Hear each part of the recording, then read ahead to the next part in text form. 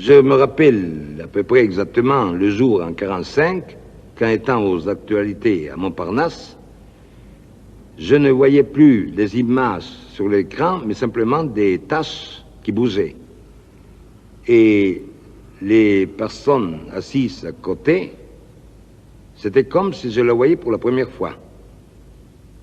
Comme si c'était vraiment la première fois que je voyais le monde extérieur sans un écran qui existait jusqu'à ce moment-là.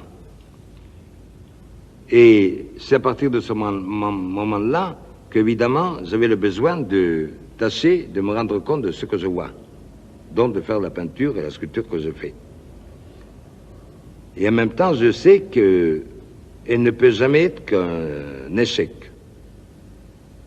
Mais en réalité, ce n'est qu'à travers l'échec même qu'on peut s'approcher un peu. C'est-à-dire que le fait de réussir ou rater, ça n'a plus aucun sens. N'est-ce pas? Au fond, je ne travaille que pour moi, pour tâcher de savoir un peu mieux ce que je vois.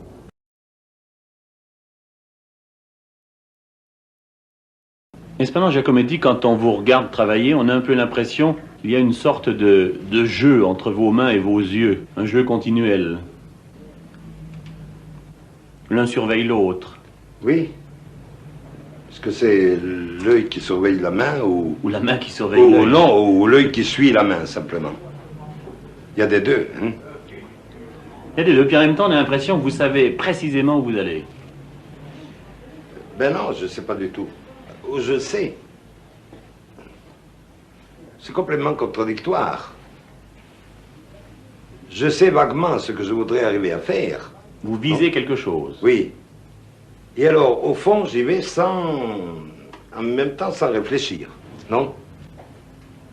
Oui, ça donne l'impression d'un geste instinctif. Ben oui, presque mécanique. Oui, je sais à peu près ce qu'il faudrait que je fasse pour pouvoir accrocher ma figure.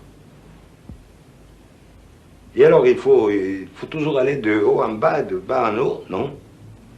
Regarder l'ensemble, puis il faudrait finir par se fixer sur un détail, sur un petit détail, et arriver à trouver une solution. Mais enfin, jusqu'à maintenant, je ne suis pas arrivé. Puis en fait, je ne suis peut-être pas sculpteur du tout. J'ai l'impression que je n'ai pas le sentiment des volumes, non? C'est qu'on sent très très bien dans votre façon de représenter le visage que vous cherchez tout le temps à le déchiffrer. Et enfin, depuis le début, c'est ça qui m'intéressait le plus. Mais en 25, pour dire ça de manière très courte, n'est-ce pas? J'étais persuadé de l'impossibilité totale de donner, même approximativement, la vision que j'avais d'une tête. Et j'abandonnais et je pensais pour toujours. Et puis, malgré moi, j'étais bel et bien amené à recommencer le même travail vers 35. Et depuis, ce n'est qu'un long exercice pour tâcher de savoir ce que je vois. Donc, pour moi, la figure humaine n'est pas un prétexte pour faire une belle peinture ou une belle sculpture, mais la toile ou la matière ne sont que des moyens pour tâcher de mieux me rendre compte de ce que je vois. Ce n'est que le sujet qui compte. Vous n'y mettez par exemple aucune intention psychologique ou philosophique? Absolument aucune. Pour moi, il ne s'agit que de tâcher de voir comme la tête se tient dans l'espace, dont je ne pense ni à l'intérieur de la personne, ni à sa personnalité.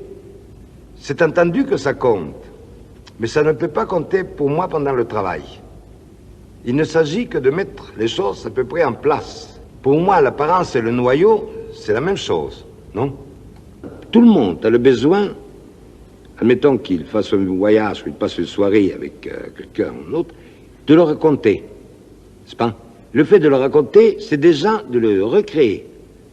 C'est-à-dire que, jusqu'à un certain point, tout le monde fait de l'art, non? Réinvente les histoires.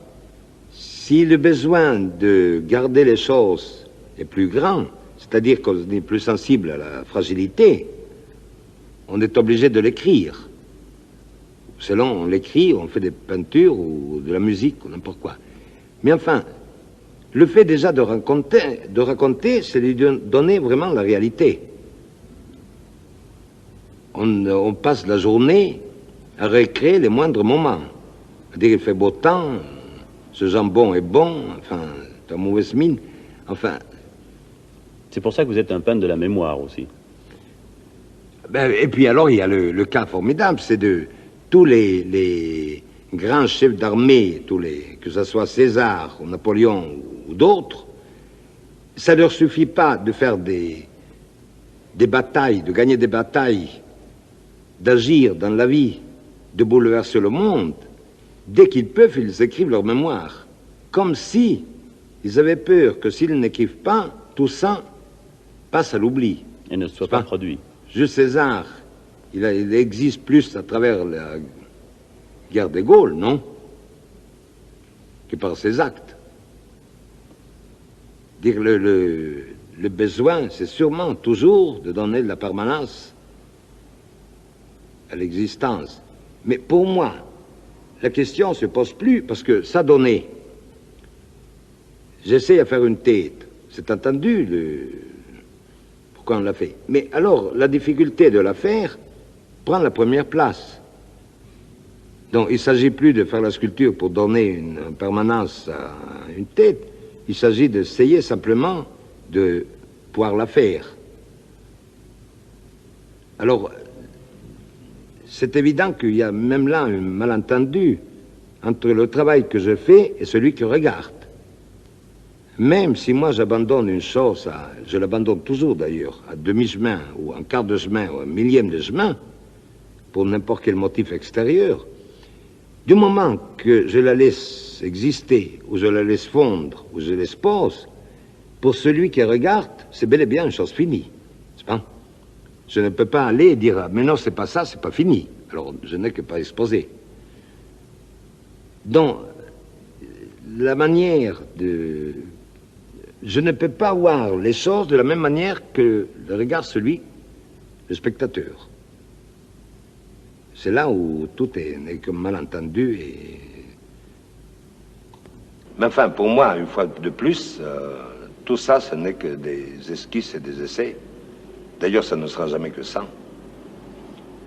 Et cependant, vous sentez la nécessité de toujours continuer. Puisque je ne comprends rien.